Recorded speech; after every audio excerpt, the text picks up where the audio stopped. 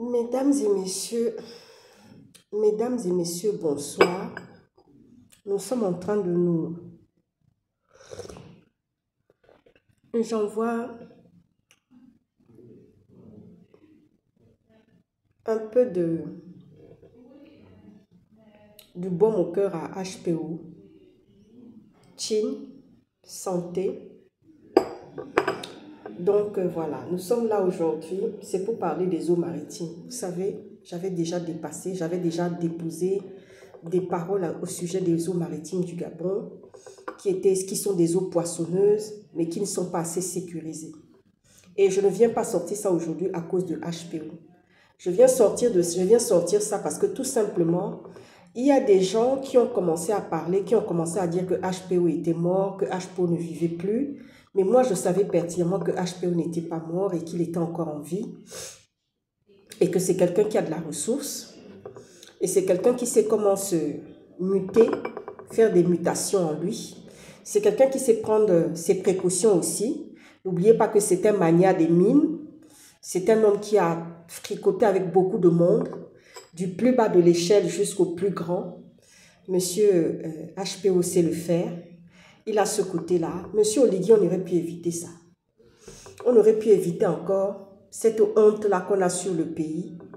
Ce regard que tous les pays du continent, du monde entier nous regardent. Avec cette histoire de HPO, tout le monde se demande à quand la remontada, à quand ce moment où il va arriver, où ce moment va arriver. De toute façon, ce moment arrivera parce que monsieur HPO est parti en laissant femmes et enfants qui se sont retrouvés à la rue. Il est au courant de tout ce qui se passe, monsieur Oligui. Et vous ne pouvez pas nous dire que les eaux maritimes gabonaises sont sécurisées. Là, laissons le problème de HPO de côté. Parlons-en de la sécurité du Gabon. Vous nous assurez aujourd'hui pour nous dire que oui, il y a un couvre-feu. Vous nous dites qu'il y a un couvre-feu. Mais ce couvre-feu-là, il est sur quoi? Il démontre quoi? Le couvre-feu que nous voyons aujourd'hui démontre des failles. Nous voyons des failles au niveau du couvre-feu. Voilà.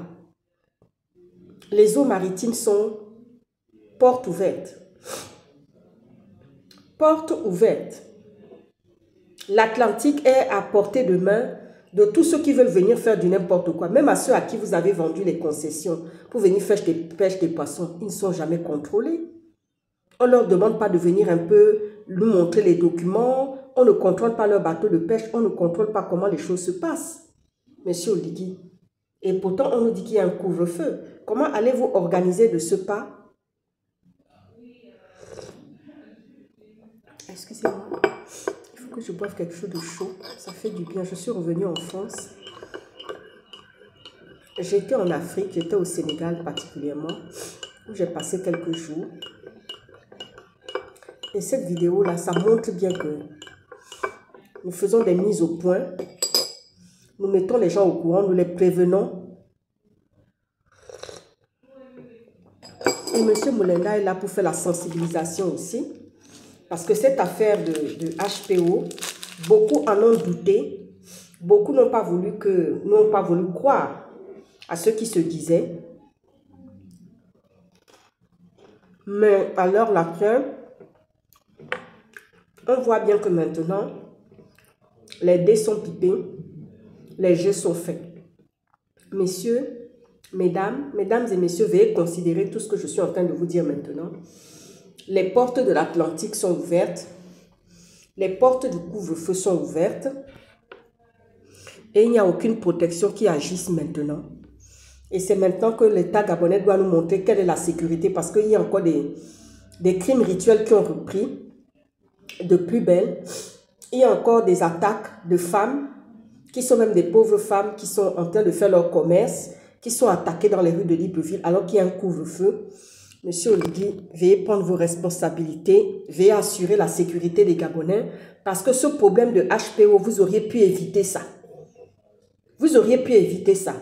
Est-ce que les Gabonais sont dans la tranquillité aujourd'hui? Non, je ne pense pas.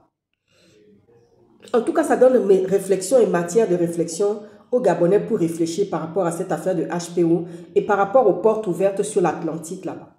Bonne soirée.